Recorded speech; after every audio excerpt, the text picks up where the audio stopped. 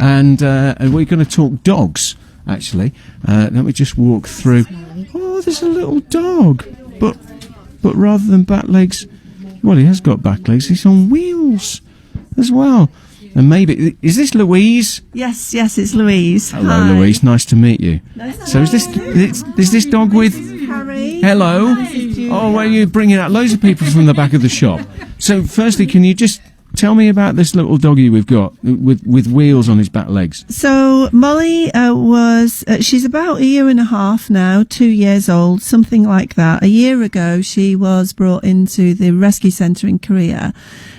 She was disabled and she was pregnant, so she had 5 pups by C-section, and she basically was a dog in huge need.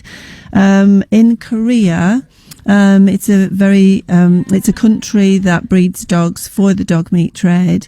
The practices are that they torture dogs and then they kill them. Oh, goodness. I mean, it's what I was going to say. One thing, eating dogs. I know in our culture we sort of go, oh, that's horrible, but you know, we've kind of got to understand they've been doing that for a long time. But the torture thing that's something else. The torture thing is definitely something else. And the way that the dogs are bred as well. So you can see we've got 2 little dogs with us today, but we have bigger dogs too.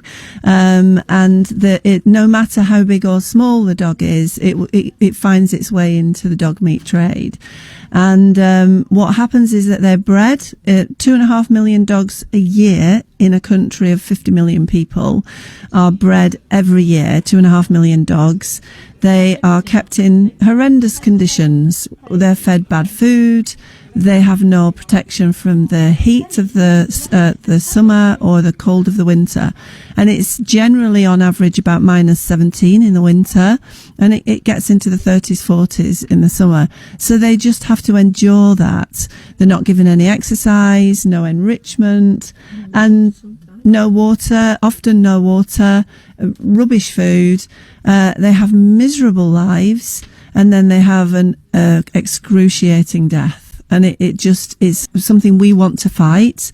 We want to bring this to an end, and we want to rescue as many dogs as we possibly can. So how many dogs do you reckon so far you've managed to rescue? Well, we know that we've rehomed 100 dogs in 2 years. We all work. We're a bunch of volunteers who do this in our in our spare time. And we all go over to Korea. So Julia, Carrie and I have been over to Korea a number of times, and we work with the dogs in the shelters over there. A lot of them are very traumatized by their experience, and we do our best to get them happy again. And to experience life as a dog instead of what we find is that they're so frightened, they're almost like an extreme prey animal when we first get them over. Julia currently has, she has Teddy, she has Ali, and she has Susan, and she's looked after many other dogs as well. Right, okay. And you're from Kirkby, is that right? I am, yes. I live 2 minutes up the road, and it's very nice to meet you today. Right, it's lovely to be here. Here's you on the radio all the time. Oh, I said, bless I you. hope he's there. Yeah. Well, here we are. So tell me more about these dogs. And are they all, because the little dog, Molly, isn't it? That's Yes. Molly. Who's Mimi. got the wheels, bless her. And Susie. This is Mimi. Oh, Mimi, okay. Yeah, I've got Susan. Oh, okay. And are they all one particular breed? No. So they come in all shapes and sizes, all different breeds, but a lot of them are Jindus, which I've got quite a few of those. I've got 3 Jindus. And and they've come from really bad conditions, but they're really opening up, and they're becoming normal pets, doing normal things. It takes them a couple of weeks, but they really do come round. How hard is it for you to, you're rescuing dogs from the other side of the world, and then it must be really tempting to kind of, you want to keep hold of them all, I suppose, don't you? Yeah, absolutely. And I did find that very difficult at first, because I've also rescued from this country, and I've got one at the minute from Dogs Trust. But these dogs, what I like to rescue, what we are rescuing, they don't get a chance of life in Korea. And people do say to us that, there's thousands of dogs here needing homes, which we appreciate that. But these dogs would never get a chance of life. And the depraved conditions they live in, we just want to let them experience the life that they deserve. Yeah. What's your name? My name's Carrie, and this is Mimi. Hello, Mimi. And I'm not expecting Mimi to say anything. Well, she might say woof. Well, you never know. So, just tell me a little bit about Mimi then. Well, Mimi's story is really quite sad. She was actually rescued last year. She'd been tortured quite profoundly.